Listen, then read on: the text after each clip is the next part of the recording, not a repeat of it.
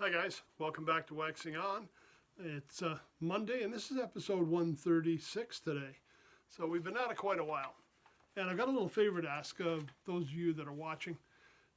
If you're enjoying what you're seeing, if you like the concept, if you've maybe discovered someone you haven't heard before, or maybe rediscovered somebody that you'd forgotten about, give the video a like. Subscribe. It doesn't cost you a cent. It's easy to do, and it helps us on the other side.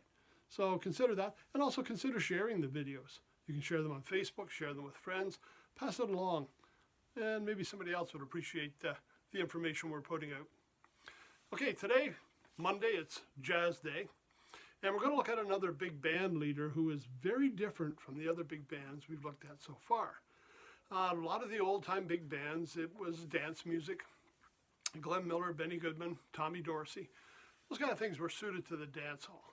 And this artist came along and he started in that era, but he became more of a concert jazz band or a concert big band. And I'm talking about Stan Kenton. Now, Stan Kenton, I've got a couple of discs that I picked up of his, and some of them were discount bin ones that we've talked about before. Here's one called the Complete McGregor Transcriptions that I found in one of the discount bins. And it's a very early 1941-42 album. Not a lot of information available on it.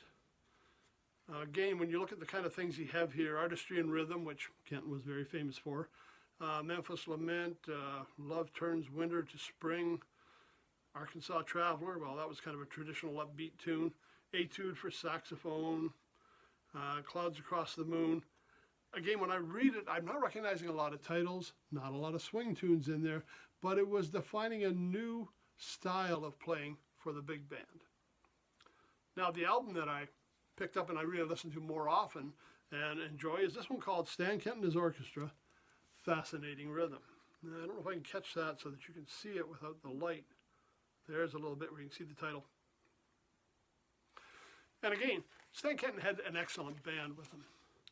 Some of the tunes, again, not a lot that I recognize offhand. Easy Go, Love for Sale, obviously I recognize that, and it was another big hit for Buddy Rich. Dynaflow, What's New, Jump for Joe, Night Watch, Francesca. And it's not so much about the tunes, but the players that Kenton encouraged, mentored, and developed. On here, a lot of great soloists. I mean, you're going to recognize these names if you're a jazz player at all. I got Shorty Rogers on trumpet soloing. We've got Bud Shank on alto sax. Art Pepper on alto sax. Maynard Ferguson on trumpet. Down lower here, Bud Shank again. Shorty Rogers on trumpet. Stan Kenton on piano, Don Bigley. Art Pepper on alto sax. Just a lot of very familiar names. And here's a list of who was playing with the band on a couple of these cuts. We got Connie Candoli on trumpet. And you may remember we mentioned Connie back during the Tonight Show. He was a mainstay of the Tonight Show band. Buddy Childers, Maynard Ferguson. We did a whole show on Maynard back in May or early June. And he's just been, historically one of the great trumpet players of our era. We've got Don DeVries. We got Bob Burgess on trombone. We mentioned Bob. He was playing with Woody Herman when we talked about the Raven Speaks album. Frank Rosalino, another guy that was big in the studios and did a lot of playing, maybe not as popular as some of the other players, but again, a lot of people would recognize that name. On the saxophone section, now here's where we get into the good stuff. We got Lee Konitz. We've got Bill Holman. Bill Holman recognized as a great band leader and arranger and composer. Stan Kenton. We've got Don Begley again, Stan Levy, Bill Russo, arranger. Kenton, like I say, well, a lot of the tunes I don't recognize, and he did develop a style of his own. He actually mentored a lot of people that went on to be names in the music industry.